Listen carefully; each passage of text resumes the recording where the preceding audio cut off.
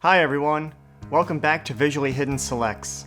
I'm Peter O'Brien, and today I'd like to talk to you about The Terminator from 1984, directed by James Cameron and starring Michael Biehn, Linda Hamilton, and of course, Arnold Schwarzenegger.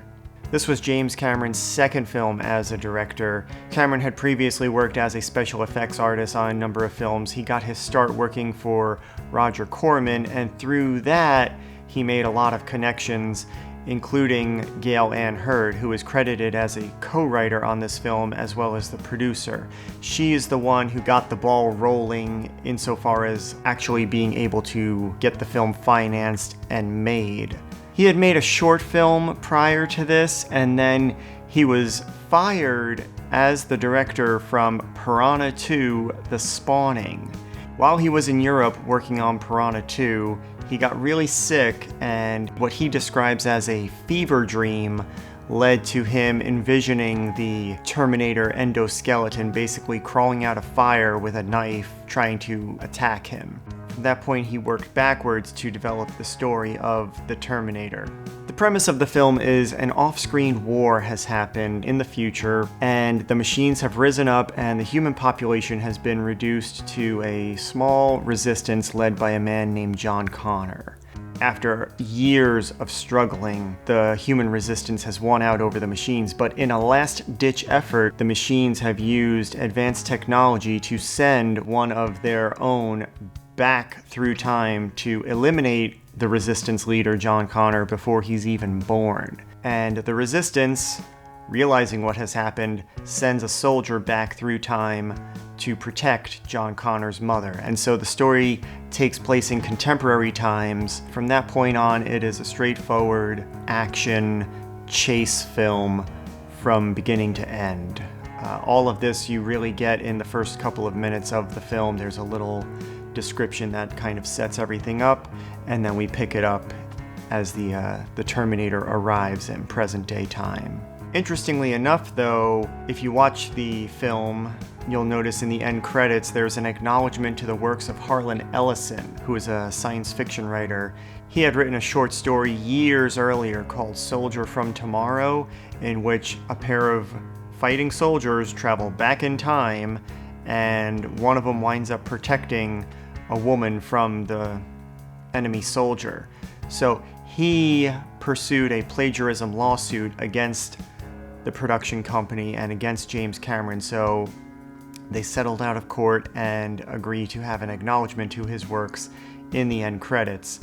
A lot of people consider Arnold Schwarzenegger to be the star of this film. His name is above the title, and of course he is the title character. However, for me, I consider Michael Biehn as Kyle Reese to really be the star of this film. He is the one who is selling it to the audience. He is the one who is suspending our disbelief of this situation along with the main character, Sarah Connor. He is the one who really brings the whole story into focus and brings it together. Arnold, and not taking away anything from Arnold, nobody else really could have done this film and this role justice the way he did.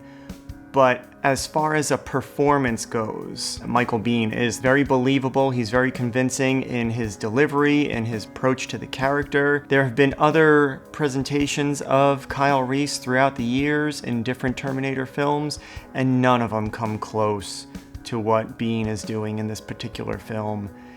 Once he locates Sarah Connor, for the first 30 minutes of their interaction, he is basically delivering exposition, which is the worst kind of dialogue that you could ever possibly have to give. It's basically what's setting up the whole story for the audience. However, it's done in such a way in this particular film where they are constantly on the run, and he's delivering it with such rapid-fire intensity through car chases and alley shootouts and gunfights.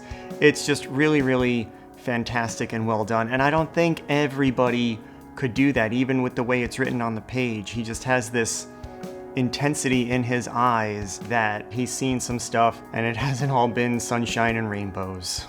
And the role of Sarah Connor Linda Hamilton's performance is it's a very strong performance. She is a strong female lead, even though throughout the film she's still finding her way and Kyle is helping her discover that way. She really comes into her own, and this film is less than 2 hours. I think it's the only James Cameron film that is less than 2 hours long. But in that 2 hours, because of the speed at which this story unfolds, she just has a very incredible arc that you don't get in most films that are 3 hours long. That begins with her as kind of a naive, sort of college student working her way through school, and then she transitions throughout the events of this film into kind of the mother of the resistance.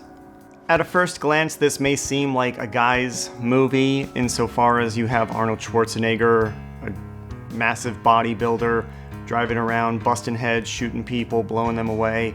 And at its core, the relationship between Sarah and Kyle, I consider this to be one of the greatest and most romantic films ever made. I mean, he traveled across time for her, okay? One of the things that I love about this film is the aesthetic quality of it. It has a very unique look because at first glance, it does seem kind of dated. It is very much a film of its time, specifically with regard to Linda Hamilton's hairstyle and some of the clothes that are worn. That's part of the charm and part of the character. And again, the movie takes place in 1984. It is supposed to be 1984. Personally, I prefer this film over Terminator 2.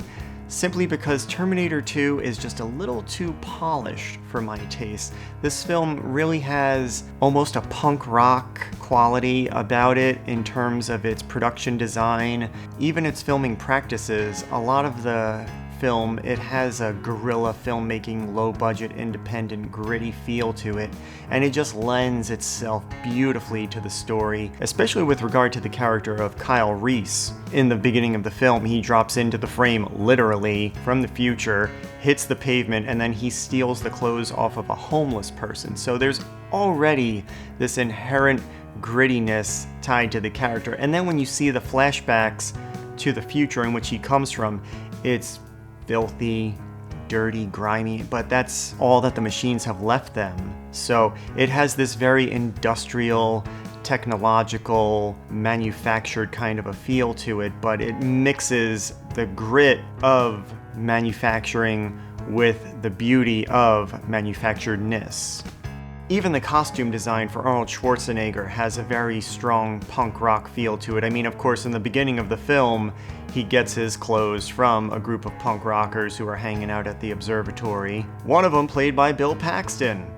Later on, his hair gets singed back into kind of a spiky punk rock look as well, and of course he's riding around on his motorcycle with his leather jacket, so there's just a whole mess of rebellion and attitude weaved into the production design of this film. So a lot of familiar faces pop up in this particular film.